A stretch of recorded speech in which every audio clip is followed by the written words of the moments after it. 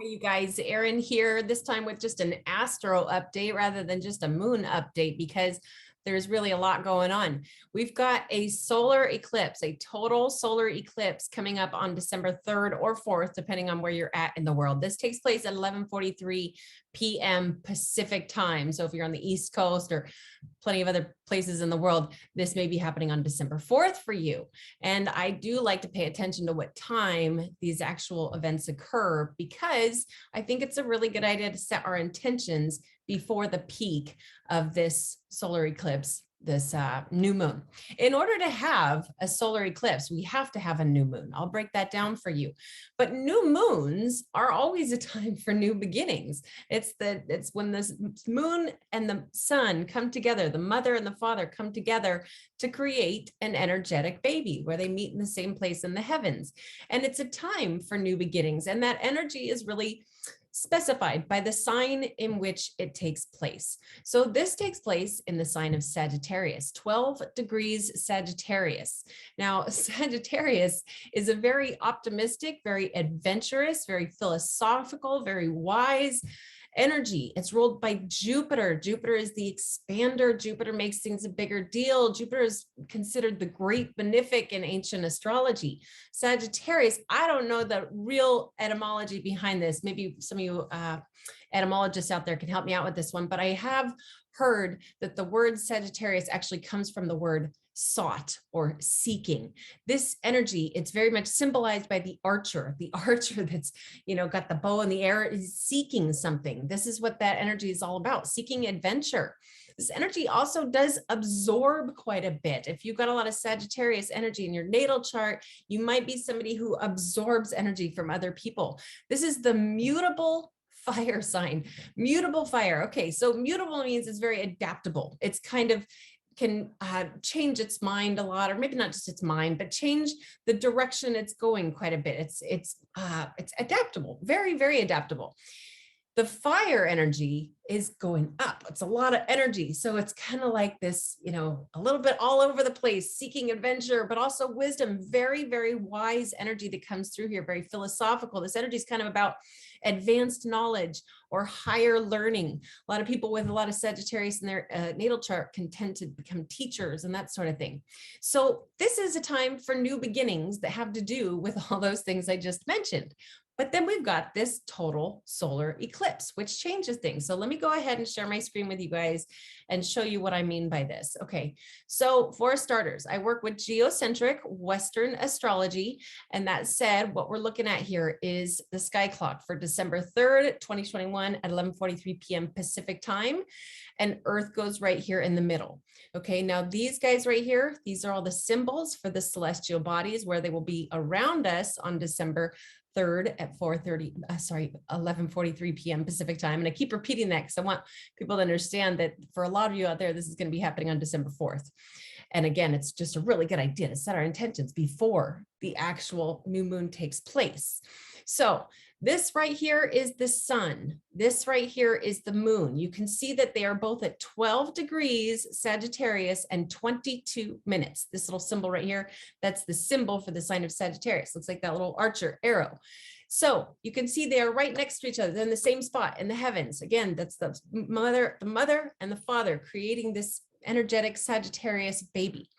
But what changes things here is that this right here, this is called the south node, or also known as K2.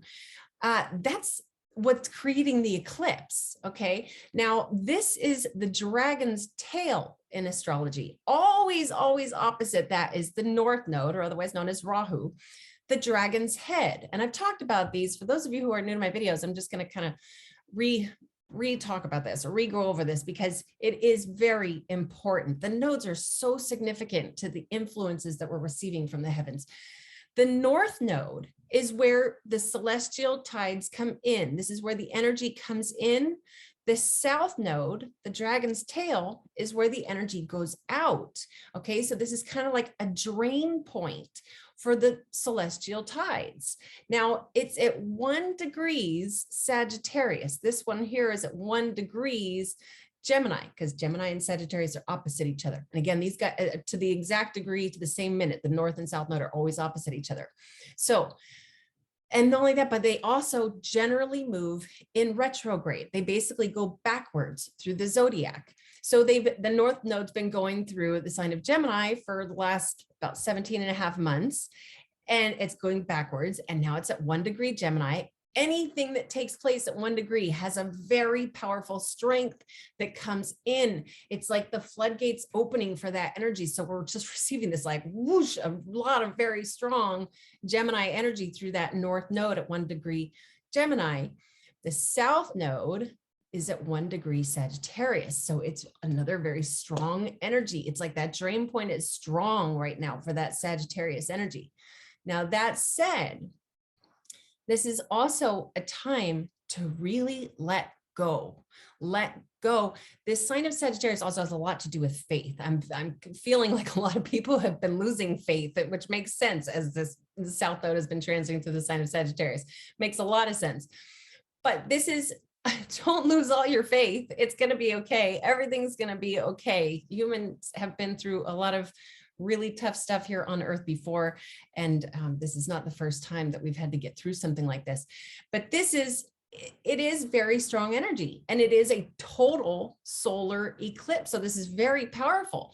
In ancient times, a lot of cultures would go and hide from the celestial energy when they were experiencing an eclipse, because they realized that this is the dragon energy right here. We're being exposed to my favorite teacher calls the South Node the great celestial anus. Okay, this is where the energy is whoosh, going out.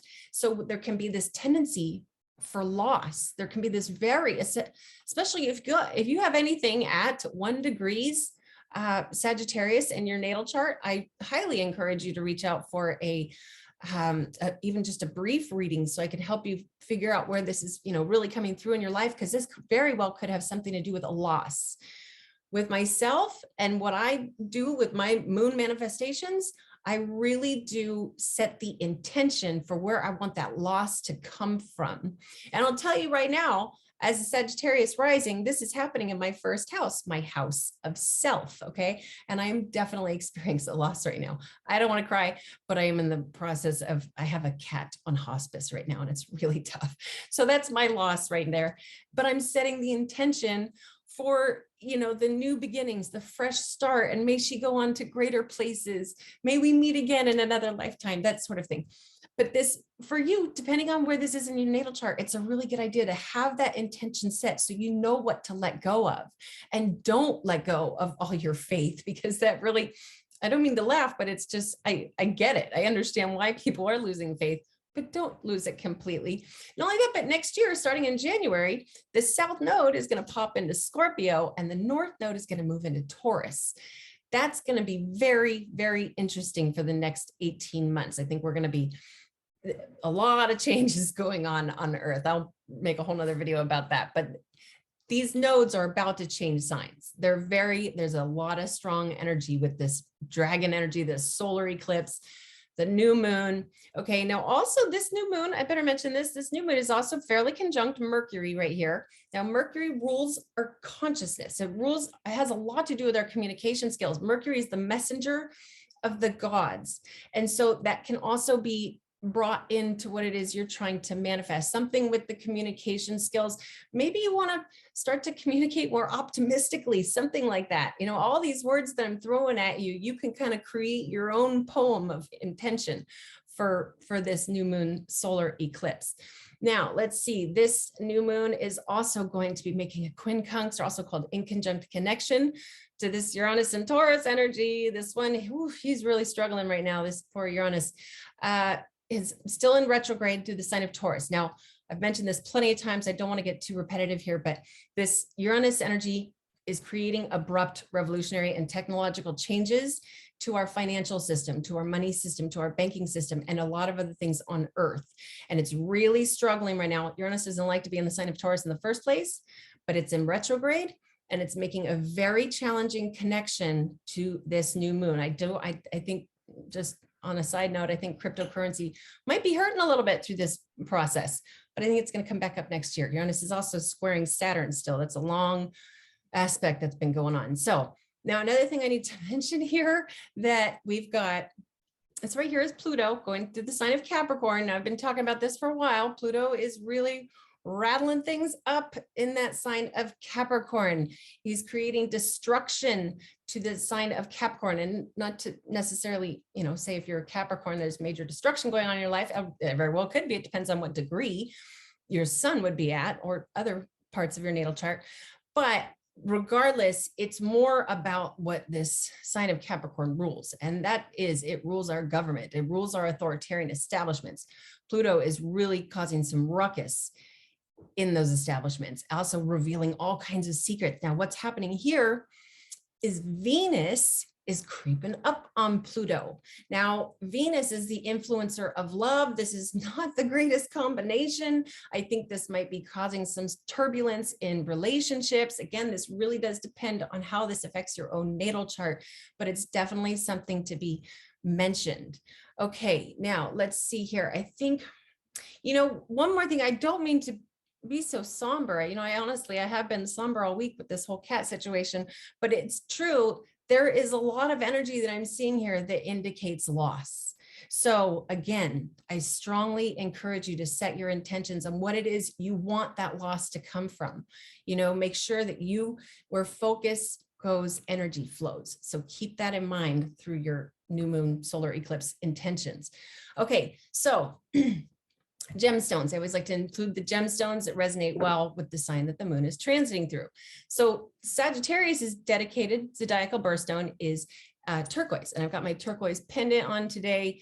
I'm a Sagittarius rising again, so I love wearing turquoise. I think turquoise is kind of like one of those all around go-to kind of good for everybody stones, does provide protection and also can bring some luck. And also even with that Sagittarius energy, what it does is it kind of can help people foresee. It can kind of like almost, that sounds crazy, but it really can.